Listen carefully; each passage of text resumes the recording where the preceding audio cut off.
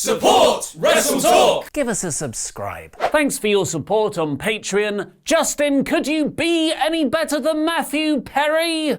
Hello and welcome to the WrestleTalk News. I'm Ollie Davis, and today's episode is sponsored by NordVPN, where you can get 70% off a 3-year plan when you go to nordvpn.com/WrestleTalk and use the code WrestleTalk for an extra 4 months of NordVPN free. But what is NordVPN, you might ask?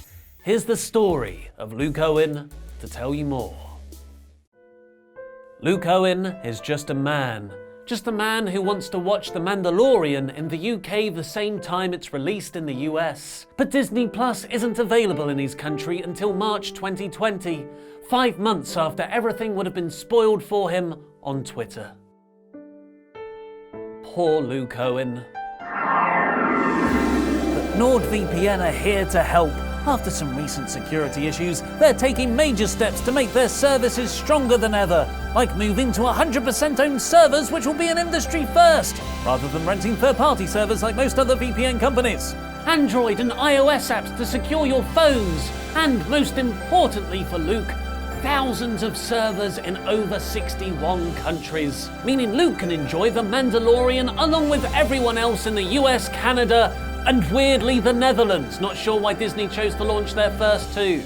Help end these injustices today by visiting nordvpn.com/WrestleTalk to get 70% off a 3-year plan and use the code WrestleTalk for an extra 4 months of NordVPN for free.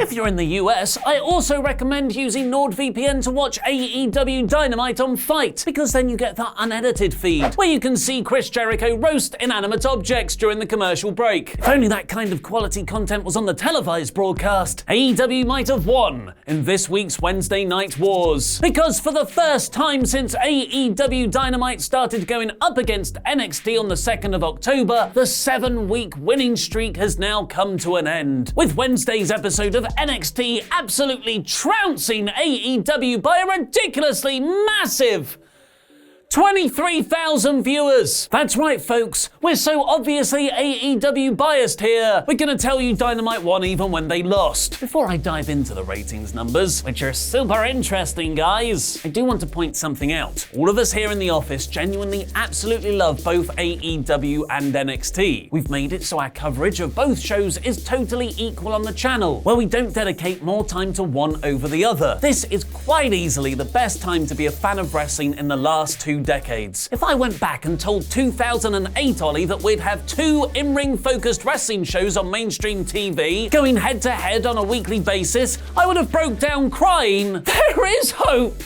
This is my warning against tribalism, against blind brand loyalty. You can enjoy both shows, and someone saying something good or bad about one company doesn't mean they're slighting or being paid off by the other. Now, with that said, the NXT victory isn't really that impressive when you take a deeper look. Bank transfers easiest for me, Tony! This week's episode of NXT drew 916,000 viewers, about 2.5% more than AEW's 893,000. That's a 166,000 increase for NXT over last week, and a 64,000 drop for Dynamite after their post-Full Gear show last Wednesday. But despite NXT picking up its first ratings win in the Wednesday Night Wars so far, the all-important demographics tell a slightly different story. The most valuable viewer age for TV networks is those between 18 and 49, as they're the ones with the most disposable income, meaning they're the ones advertisers like to target most because that's the exact audience far more likely to buy whatever they're selling. And Dynamite still beat NXT in that 18 to 49 viewership range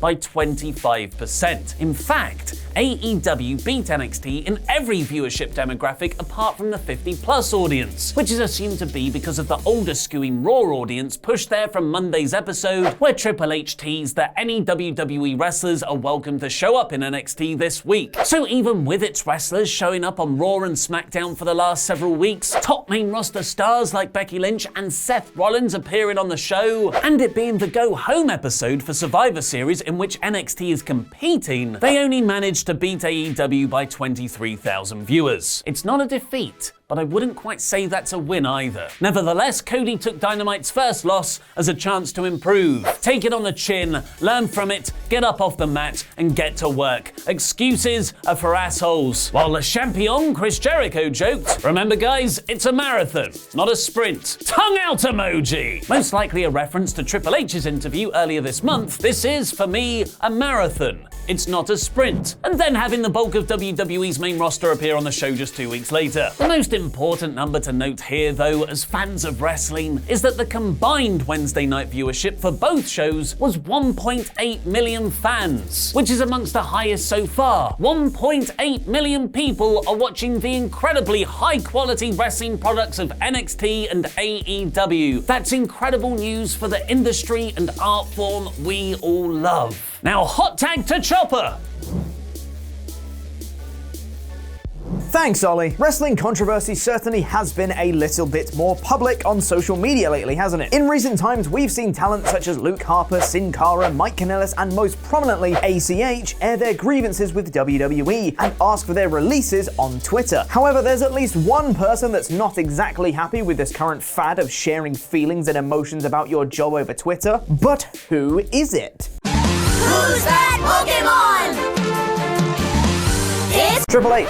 It's Triple H. If you ask one cerebral assassin, certain things in the business should be kept behind closed doors. On the NXT TakeOver War Games conference call, Triple H was asked about this recent trend and what he thinks about it, to which he responded, "If you have an issue, talk to us. If you think, you know what, I'm gonna go put that on the media, that's not the way to do your business. If I had a complaint with talent, I don't go on Twitter and complain to them, I speak to them." While that is something that is agreeable, when you take into account certain stories from WWE talent such as John Moxley, the former Dean Ambrose, and his dealings with Vince McMahon that he aired on the Talk is Jericho podcast, sometimes speaking to internal WWE management doesn't actually solve any problems, meaning the talent then seeks out alternative means of venting frustrations. Trips then went on to say, anybody who's out there that is serious about complaints that's talking about it on the internet, that's not the place to do it. We all have phones. You meet, you handle your business like a professional. Everybody wants to say professional wrestler, but the key word in front of that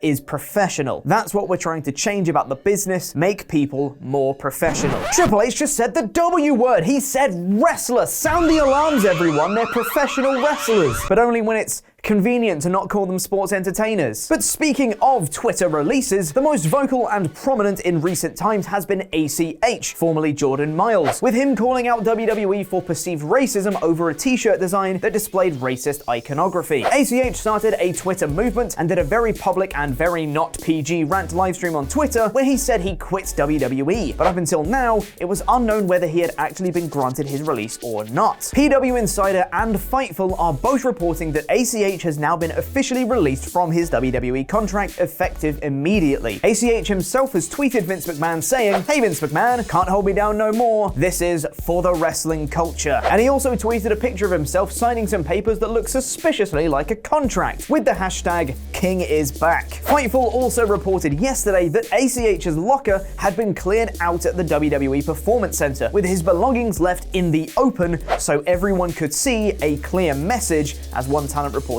said. Curiously enough, it seems he's not been subject to the usual 90-day no-compete clause, and he has advertised himself for bookings immediately, as soon as tonight at Heavy Metal Wrestling in San Antonio, Texas. This was then followed a few hours later by the announcement that on December 1st he would be making an appearance at Atlanta Wrestling Entertainment. ACH certainly isn't wasting any time to further his career outside WWE.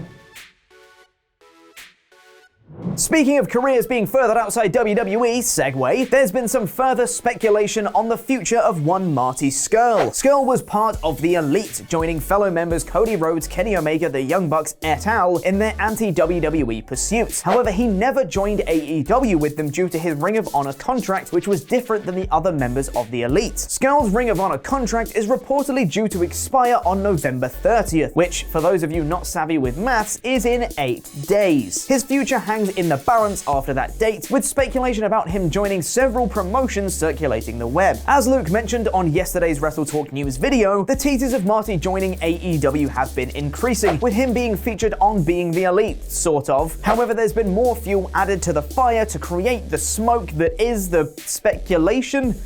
That was a convoluted analogy, but basically it's not confirmed he's going to AEW just yet. Scurll currently lives in Florida, making him a prime target for WWE and for him to join NXT. While Scurll would be an immediate top star in NXT without a doubt, according to Dave Meltzer on the Wrestling Observer newsletter, NXT is the least likely option for him, though I would really like to see a fully fledged Marty Scurll entrance at a takeover. I think that'd be really cool. Instead, he is reportedly weighing up two options, either joining AEW to reunite with his elite buddies or join New Japan Pro Wrestling. Scurll is a former IWGP Junior Heavyweight Champion as it is, and has worked with New Japan extensively through their working relationship with Ring of Honor, and if he joined New Japan, he would still be working with Ring of Honor. However, the rumor is that he would be primarily a New Japan talent with occasional dates in Ring of Honor instead of vice versa. Wherever Marty goes, he most likely will be taking the Villain Club / Villain Enterprises moniker with him, as he owns the rights to that name. Could we see another faction pop up in AEW, with the Elite facing off against the Inner Circle and Villain Enterprises? Or could Villain Enterprises make their way to New Japan and rival Chaos, Suzuki-gun, and Bullet Club? As a former member of Bullet Club himself, the story is there for Marty to have beef with, well, basically everyone. Eyes will most certainly be watching Marty wherever he goes. Marty Scurll to AEW confirmed, or Marty Scurll to New Japan confirmed, or Marty Scurll to NXT confirmed, but probably not the last one. Is WWE suing AEW? Press the video to the right to find out more, and the video below that to find out more about a potential major WWE return being revealed. A special thank you to our pledge hammers on Patreon, some of whom you can see scrolling below me right now. I've been Joe Pete Quinnell, and that was wrestling.